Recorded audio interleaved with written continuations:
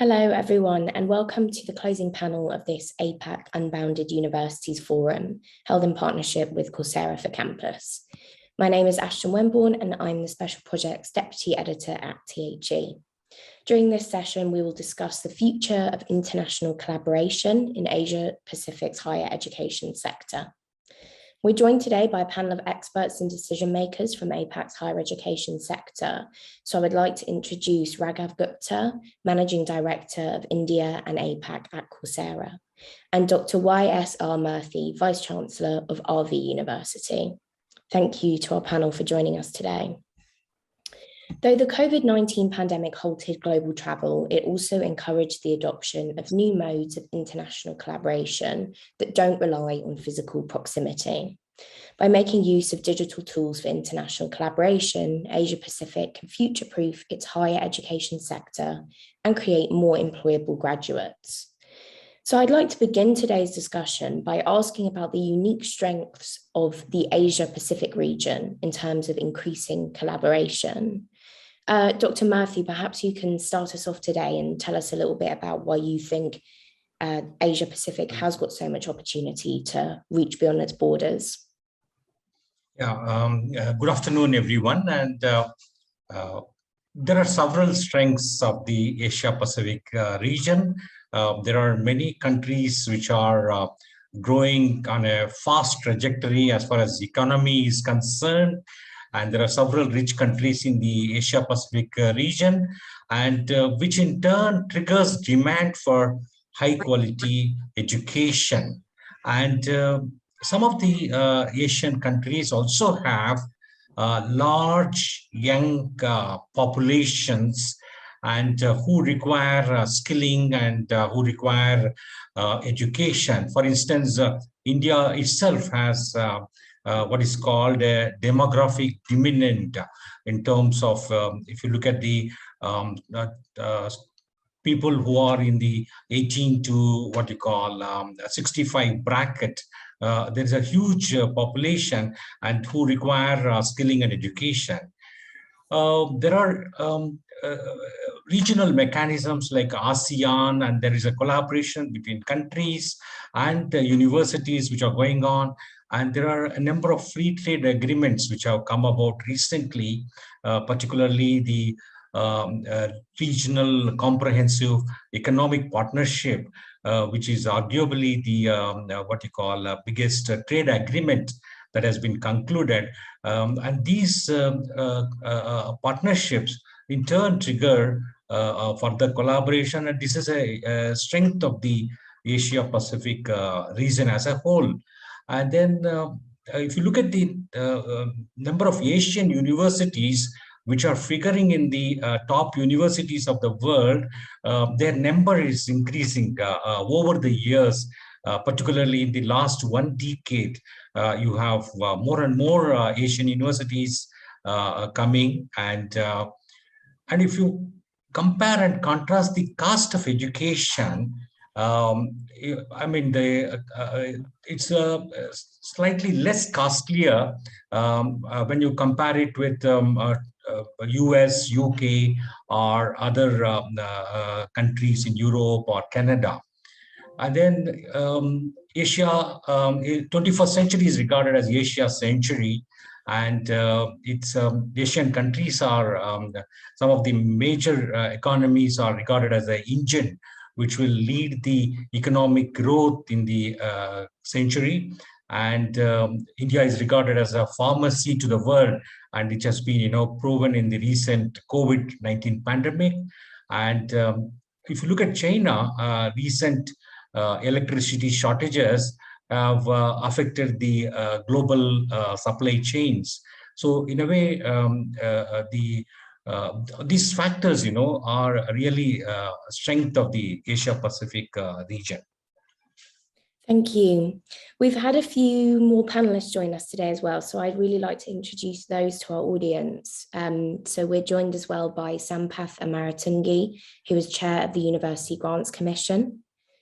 And we're also joined by Dr. Swati Majumdar, who is Pro-Chancellor of the Symbiosis Skills and Professional University. So thank you both. And we've had another panelist who's also just joined us, and that is Prahlad Rai Sadani, who is president of the Indian Institute of Health Management Research. So thank you to the three of you also for joining us today. We're just discussing the unique strengths of the Asia-Pacific region in terms of specifically collaboration. And Dr. Murthy, you kind of mentioned that the population is so ripe for that kind of education, that higher education that can then lead to really valuable collaboration between, I guess, institutions and industry. So Dr. Sadani, is that something that you are also experiencing? Do you think that Asia Pacific is well placed to be a real force for collaboration on the global stage?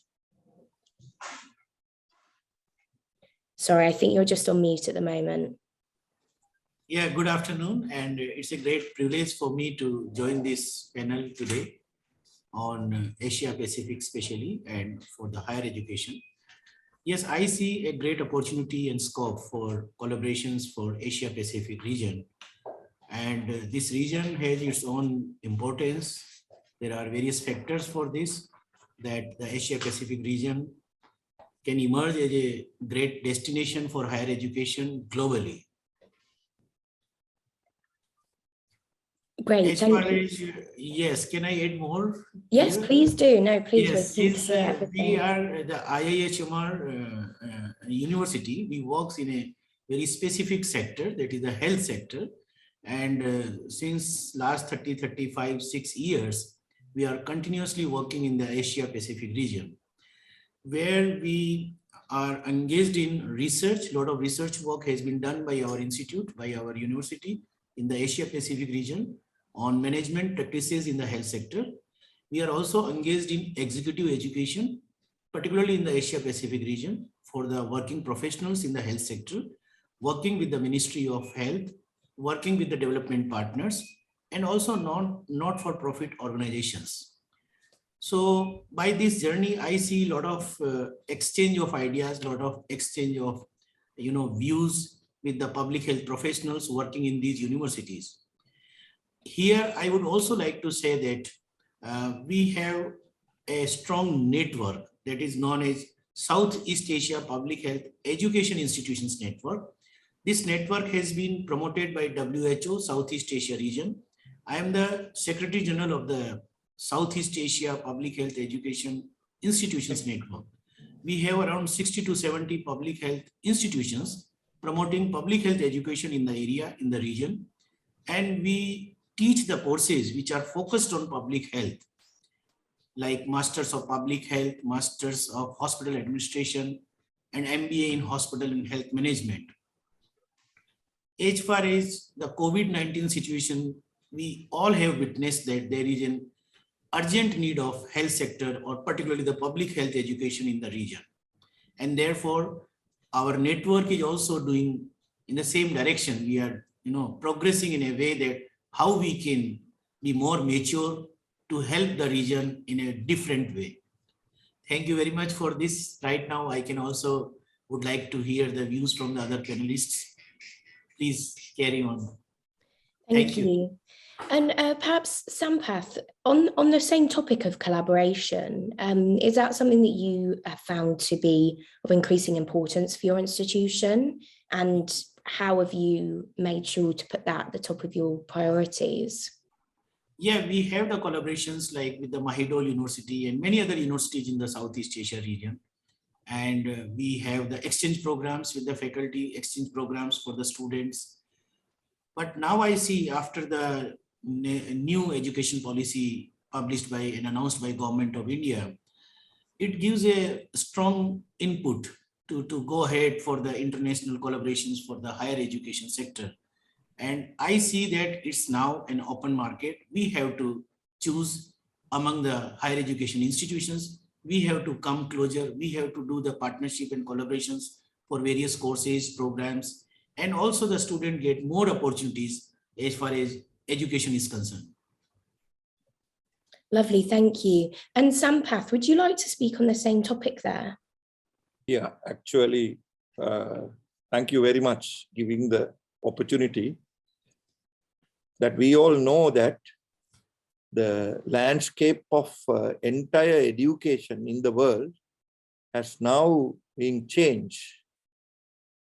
And with the pandemic situation, so we have switched on to 100% online, or at least more than 50-75% online education.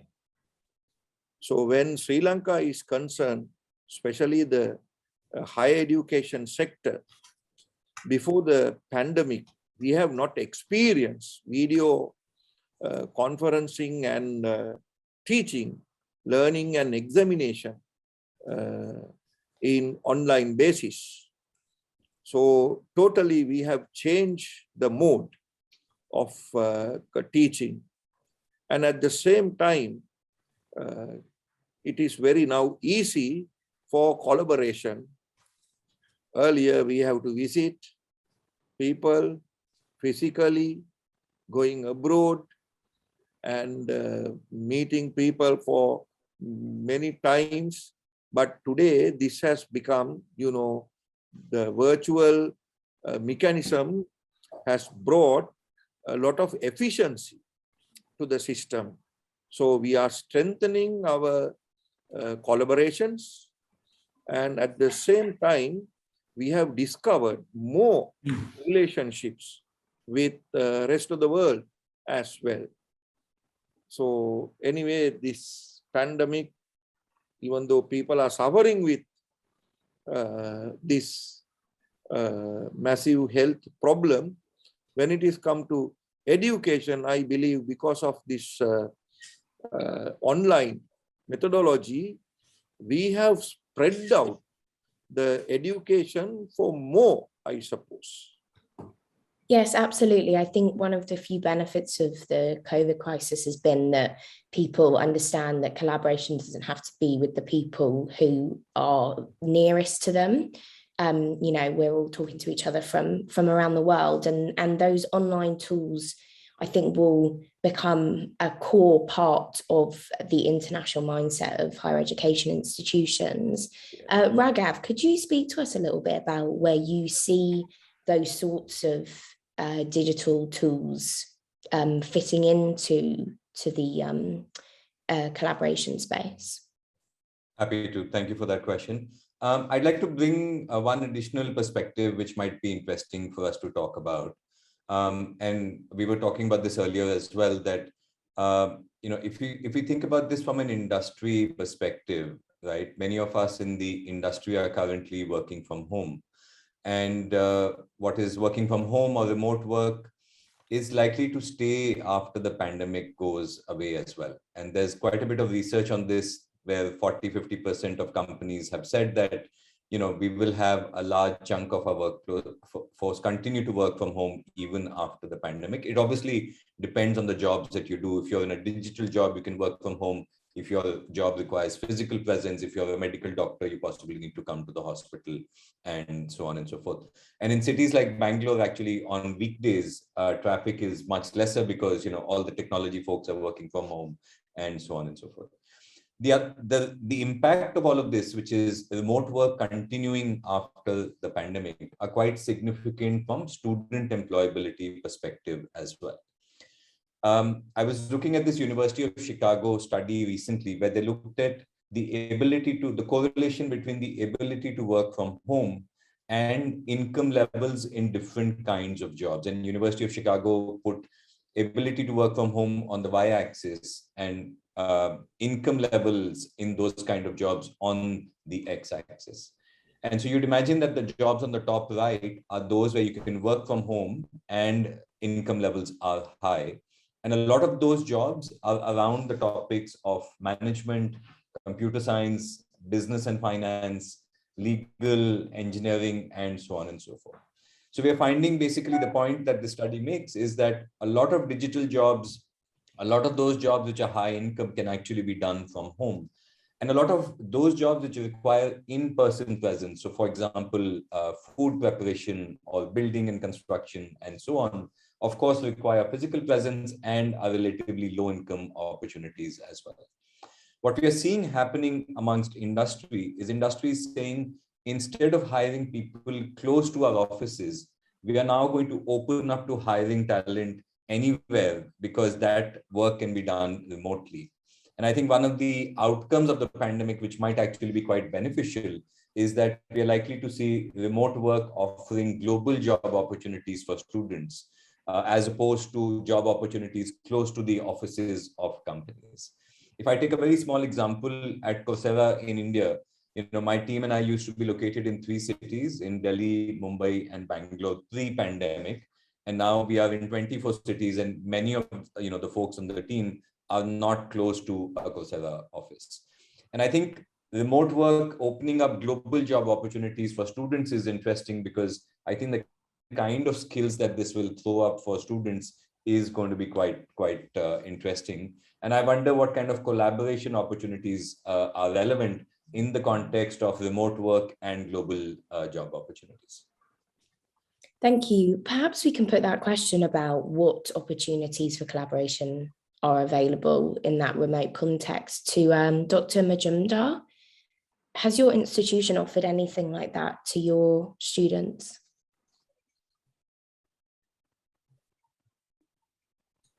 Can you please repeat the question?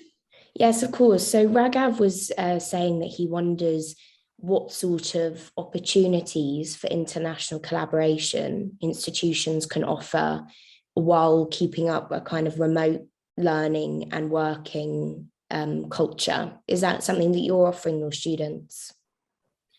Yes, so there is, of course, a lot of potential for such collaborations.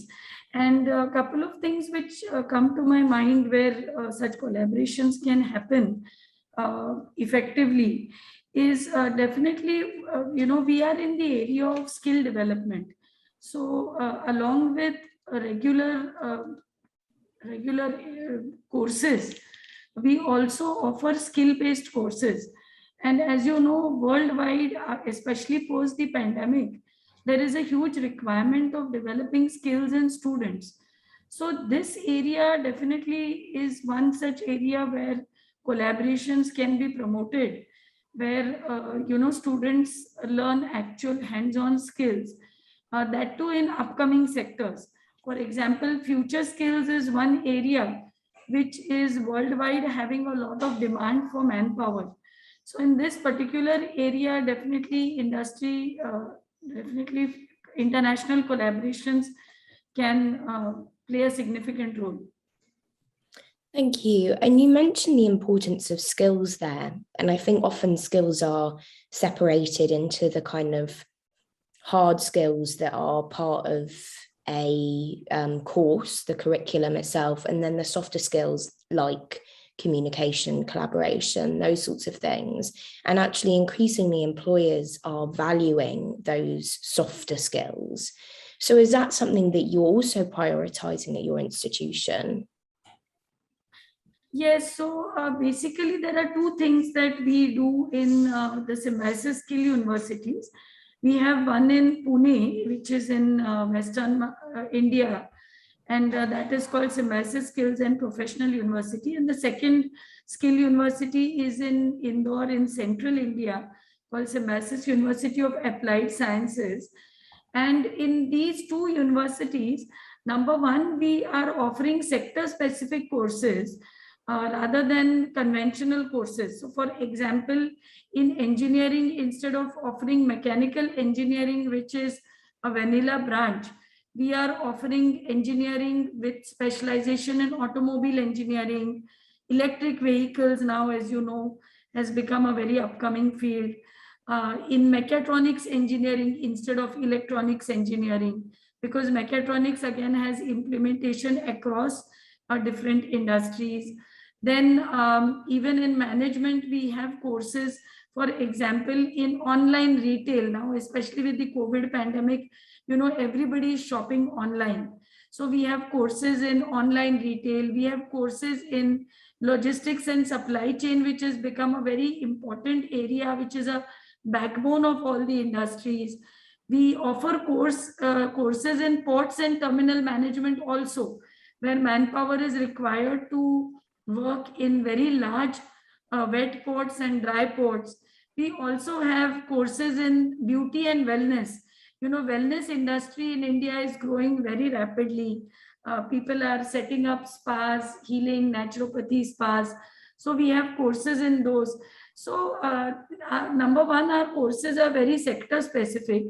Number two is along with the foundation, we offer a lot of emphasis on learning by doing. And for that, in our teaching learning pedagogy, we give a lot of importance to students to experientially learn things. So for example, 70% of the time the students are in the labs where they actually learn by doing things. The third very important thing that we are doing is during every summer break, instead of enjoying a break and a holiday, students are going for internships to the companies. Because of this, what happens is that from the first year to the final year, when students go every year for internships, then by the time they graduate, they've almost put in a 1 year of work-ex, and then the placements or employment becomes almost like a side effect, and companies in fact run after our students. And this model has been so successful that even during the pandemic, when many industries were in fact laying off people, we were the only university in Maharashtra which actually provided 100% internships and 100% placements. And more than 50 students out of each batch have become entrepreneurs, and they started their own businesses. So not only are we giving a lot of emphasis to livelihood skills or soft skills and communication skills, but a lot to the hardcore technical skills to make them job ready from day one. Thank you. I think another point, another benefit of the COVID crisis has been an increased flexibility that we can offer to students and employees. And Raghav mentioned that hiring can take a more international focus because we aren't tied down to a specific office space. So Dr. Murthy, in terms of flexibility, what do you see the benefits being in relation to international collaboration? Do you think that, the increased flexibility of learning is helping that? Yeah, in the wake of COVID pandemic, we embraced online learning quickly, and it has opened a whole host of possibilities. For instance, even after the pandemic is over, online learning or blended learning will continue in some form or other. And for instance, earlier on, if you have to get an international faculty coming in, they have to fly in and then be there as a visiting faculty for a short while, etc. Today, from wherever they are, they can deliver, let's say, a single lecture or for a week or etc. This kind of a global classroom has become possible, and one can be sitting in Cincinnati Business School and yet could be delivering a lecture at a remote location. And so even there are prospects for even the research area for joint research and across. And so this kind of a Zoom meetings or this kind of online collaboration has opened a whole host of possibilities. Today, instead of physical internships, so people are even going in for virtual internships. So there is a range of opportunities we have opened for collaboration, and both for students as well as for the faculty. Thank you. And Dr. Sadani, do you think that these sorts of developments are helping to widen participation around the world? Sorry, I think you're just on mute again. Yeah, as I have already mentioned that since the health sector is growing very fast, and many universities around the world, and they are in conversation with the collaborations and partnerships, and as far as like academic partnerships are concerned with the universities, there are various models, various approaches where we can do the partnership. One is that we can offer the joint programs, full courses. That is one type of partnership. The other way is that we can also have partnership for shorter duration student exchange programs, like particular semester the student can go and take the help from the other university faculty and resource persons and like that. Similarly, their research projects or the dissertation projects and internships, and so these are the various ways through which we can promote the collaborations or the international collaborations. As far as in my university is concerned, we have already collaborations with Johns Hopkins University, and we run a joint degree program with Johns Hopkins, very renowned program, MPH, Master of Public Health. And although Johns Hopkins University, which is a renowned university in the public health area globally, they run the full-time MPH program in Baltimore, but we have the collaborations that we run the program in our university in India, in Jaipur, and also for few modules, the whole class go to the Baltimore to have a feel of Baltimore and to have a feel of JHU, and also interaction with the JHU faculty there. But apart from that, we have also included online courses for these students. So the faculty from JHU, they also deliver the online courses, so that the student can also attend these courses while living in Jaipur and also studying in the university campus. So this is a mixed methodology, and I think it's going very well, and students are also enjoying like international global experts interactions, and so there are a lot of advantage for the students to go beyond the boundaries of geographical boundaries, or you can say. So that is one aspect, and students are also highly motivated to interact with the international group of people, international faculty, new perspective, and all these things comes into their teaching and learning assignment. So this is all about from my side. Yeah. Thank you. Professor Amaratungi, a few points have been raised center around internships, exchange programs, and that kind of collaborative effort. And we've spoken a great deal about collaboration between higher education institutions, but what about collaboration with industry partners? Do you think that that has a real benefit for your students, perhaps in terms of their employability prospects after graduation?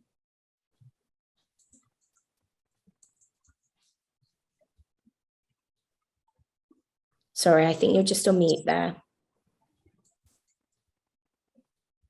I'm sorry. Yes. Where the Sri Lanka is concerned, demand is very high compared to the supply in higher education. So people seek a lot of opportunities.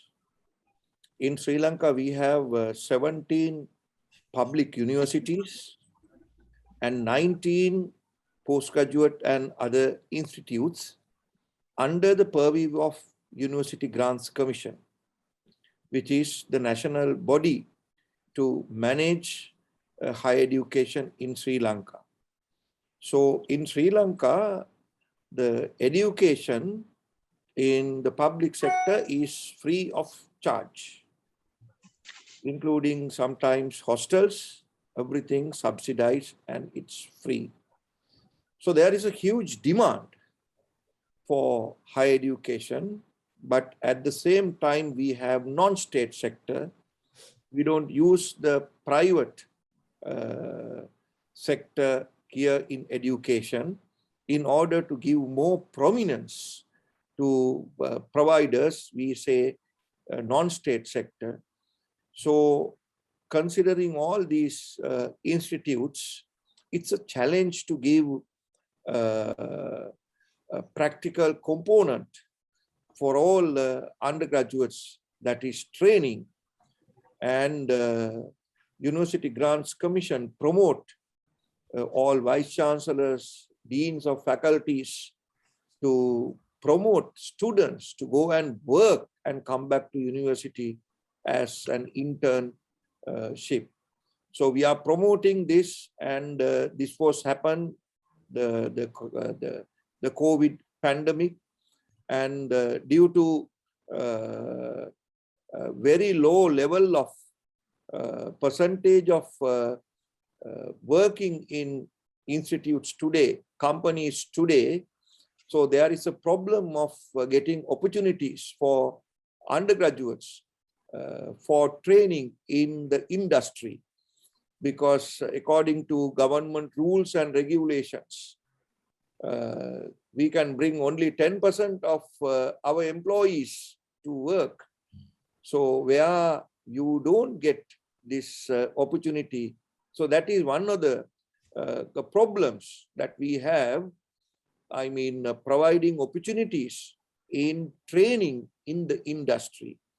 Other than that, we are very successful delivering lectures and conducting even examinations. So we are very, very successful. But one of the biggest problems we face is giving opportunities because of the pandemic and the rules of the health authorities. And the rules from the health authority that you mentioned, that's a fairly large barrier, I suppose, to kind of reaching beyond your own borders. Do you see a solution to that problem? Yes, actually, what I believe, the vaccination is the only solution for this. So Sri Lanka, we have covered almost everybody beyond the age limit of 30. But we have a barrier that the young crowd between 20 to 30, definitely the undergraduates are coming under this category. They are actually reluctant to come and get the vaccination program. So it's a problem. So government is doing a lot of propaganda to bring youth for centers to give the vaccination, even from next week. So we are going to conduct vaccination programs in all universities. So we are asking students to come and get the vaccination in order to reopen quickly. So during the lockdown, we were closed almost for several months, and government is planning to finish the vaccination, giving everybody vaccines in October, and we open universities in November.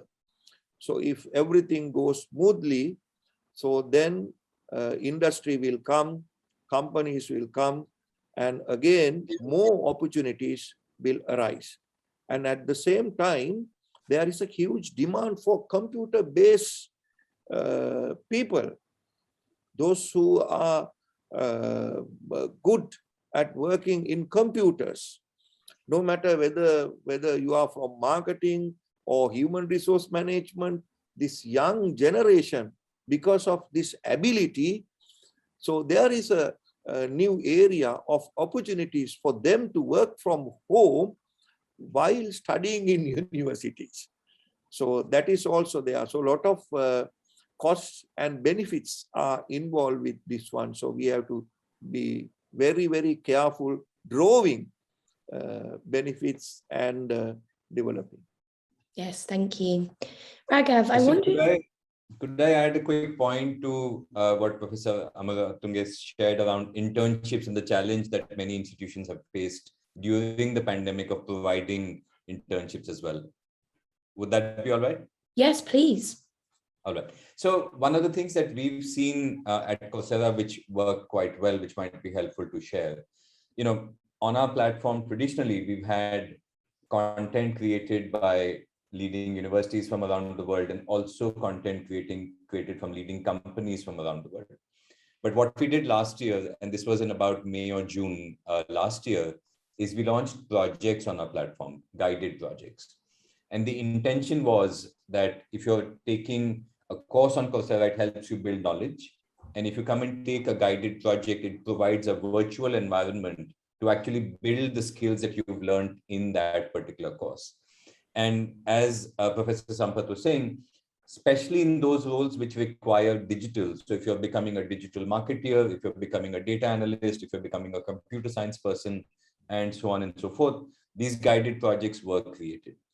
And what a lot of universities did was said, look, if you're studying to be an MBA student and you want to go and work in sales, then come to the Coursera platform, take a course or a specialization on sales from, let's say, an institution like Wharton, but then also take a guided project on using Salesforce on Coursera, and chances are that that guided project has been created by Salesforce themselves or somebody from the industry.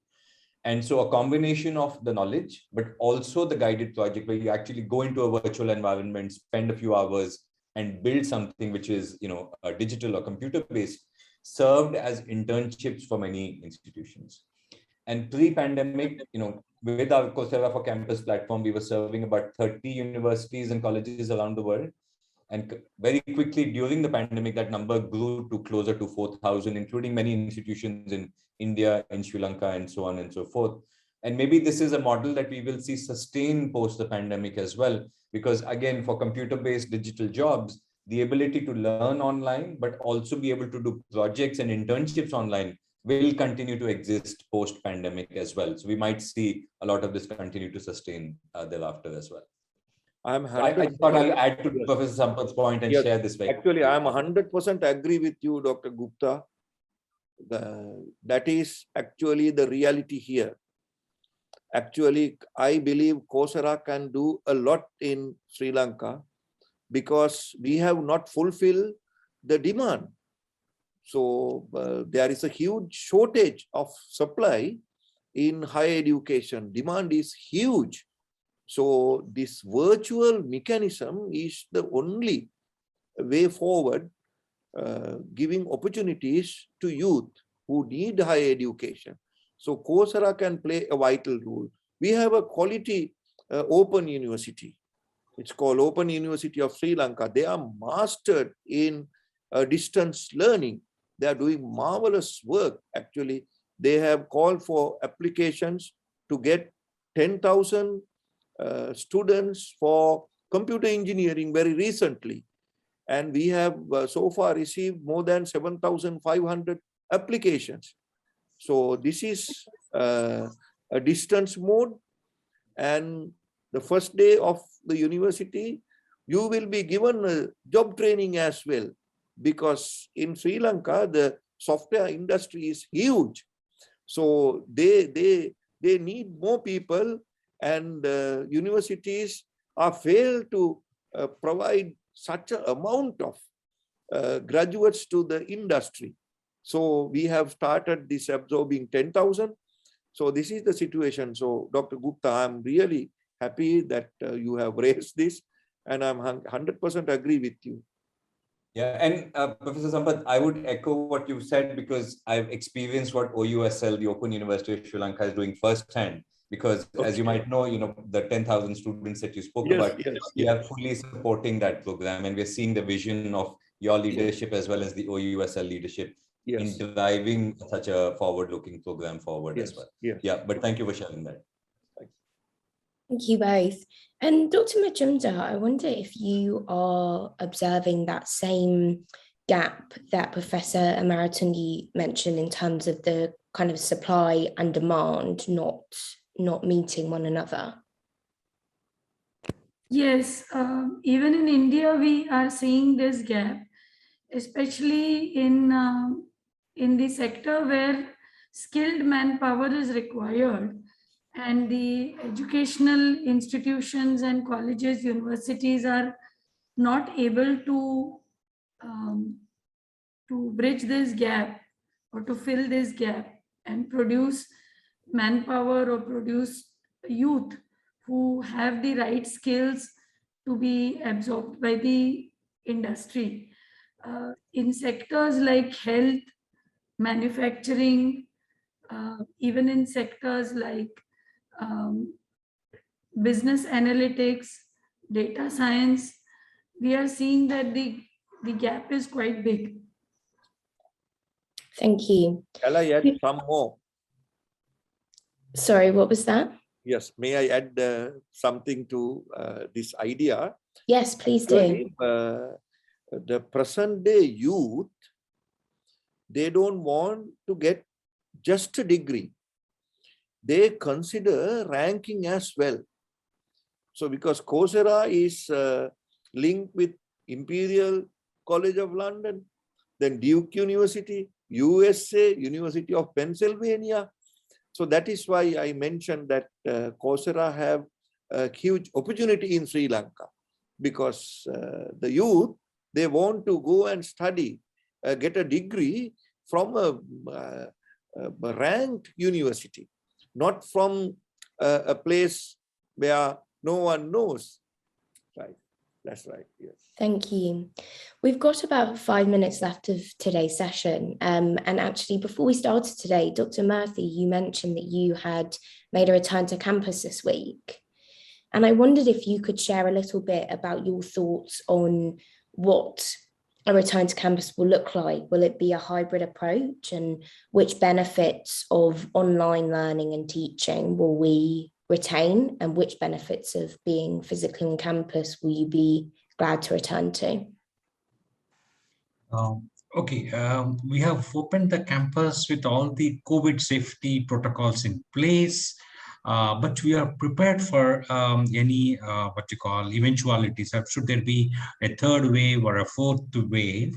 And now that we have seen the benefits of online education, so we are also consciously going to employ part physical, part virtual, and so there will be, as I mentioned earlier on, there could be experts from anywhere in the world who could be deployed, who could be requested to provide content through these virtual online sessions, and thereby supplementing. So it will be what we call, to mention a new term called phygital, part physical, part digital will be the way to go. And the COVID has taught us the need for innovation and being flexibility, and also to be adaptability. So keeping those lessons in the last 18 months in view, though we have opened our RV University for offline classes, but we are going to use all possible technologies and all possible pedagogical techniques for the maximum benefit of our students. Thank you. That brings us to the end of today's session. So I would like to thank our panel again for joining us today, and for our audience for tuning in to this closing session, but also the full APAC Unbounded Universities Forum. The sessions will be available on demand soon, so please do keep an eye out for that. But for now, we look forward to speaking with you all again very soon, hopefully, and goodbye.